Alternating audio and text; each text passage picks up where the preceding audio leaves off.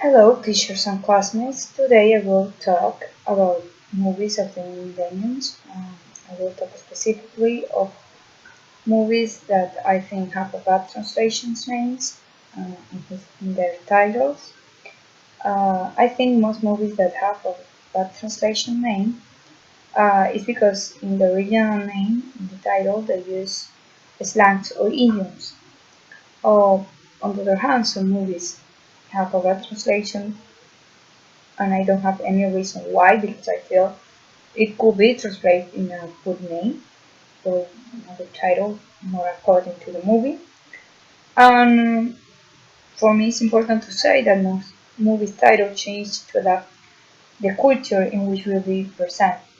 So, for example, I realized that most movies has a totally different name between Spain and Latin America. In this case, in Spanish. Also, this is common in Chinese, Russian, in many translation. So first, I will talk about Hangover. Hangover is the original English name.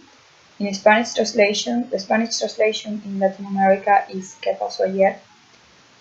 In Spain is Resaca en Las Vegas. I would say the English meanings in Latin America, what happened yesterday is not so according because it's not about what happened yesterday, it's about friends that had a big party and then they didn't remember what happened. So it's more about resaca.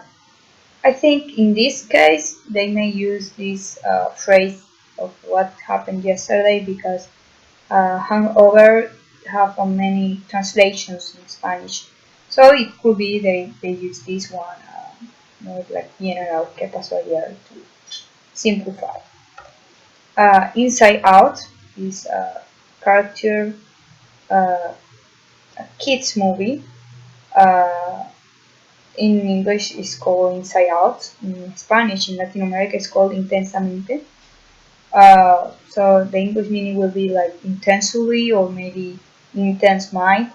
It could be like a word game, but I think it's more like something that is happening in the mind of the characters. So I will say that maybe al revés, like it's translated in Spanish and in Spain, it will be more according.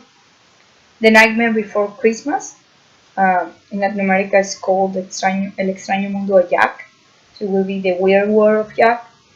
I really am not sure why they put this translation in the name because I feel it would be better to put like Pesadilla antes de Navidad or something like that because it's actually before Christmas. I think it's important in the title, and it's not a weird word. It's something that happens. It's like a nightmare. It's something really bad. Juno. This is a comedy movie. Uh, in and this has many names. In España, it's called just Juno, La Joven Vida de Juno. In Argentina, and I think these last ones are really funny. In Mexico, it's called Juno, Crecer, Correr y Tropezar. Y en Peru, it's called Embarazada por Accidente. So it will mean like grow wrong and tripping in, or pregnant by accident. Oh, I don't know. I don't feel no one is pregnant by accident. So I don't know. It's really funny. This movie is really funny. Big Mama's House. That was the original name. In Spanish, in Latin America, it's called Mi abuela es un peligro, y en Spanish, it's called Esta abuela es un peligro. So the English meaning will be My grandmother is a danger. Well, this is probably everyone has seen this movie, but it's really funny. It's a FBI agent that make up as a grandma, uh, and she's really big, and the kids come to her house. So it's really funny, but I don't think my grandmother is in danger EBB according to the movie. Miss Darkfighter. I really like this movie. It's about that he's getting a divorce and he wants to see his children, and he discovered that his ex-wife is looking for a nanny to help the kids. So he decided to make up, to put like a, a makeup and to do voice. He was an actor, so he could do many voices. And then he called his wife and say, "Oh, I can take care of your kids, etc." And well, he's hired as a babysitter with the name of Dog Father. That's the reason the movie has that name. In Spanish, the translation was Dad Forever, or Papá por Siempre, o Papá de por vida in España. So I feel Mr. Fighter, it was better because it was just the name and didn't tell you too much about the movie. 50 First Dates, this is a comedy. It's about a man that has like amnesia, I think, and then he never remember the dates. So it was like 50 first date for a long time. Every time for him was the first time. In Spanish, es como si fuera la primera vez, as if it were the first time. I think that in Spanish is more related like love, like oh, like the first time, always and always. And I think it's not. It's because he totally forgot the first time. Fast and Furious, everyone has seen this movie. It's a really good movie, and it's a series. We are now like number 7. I think there are too many Fast and Furious right now, but anyway. The Spanish translation in Spain is a todo gas. So I feel a todo gas is not related exactly to how it could be. Latin America has a good name, Rápidos and Furiosos is exactly the translation. Ice Princess is called in Latin America Sueño sobre Hielo, and in Spain Soñando Soñando Trufia Patinando.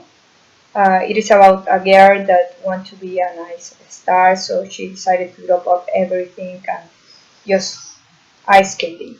But I don't know why they just like dreaming, because I feel just Ice Princess will be okay, or like Princesa sobre Hielo or something like that. Lost in Translation, I haven't seen this movie, but apparently it's a comedy really good. In Spanish it's called Perdidos en Tokio, so Lost in Tokyo. I think Lost in Translation is better because it doesn't tell you where the movie is or what happened. But what I read about is that the main character was in Tokyo and he didn't understand, so it's Lost in Translation. So I think Lost in Translation make a lot more sense than Perdidos en Tokyo. Well, thank you so much. I hope that everyone have a Merry Christmas and Happy New Year.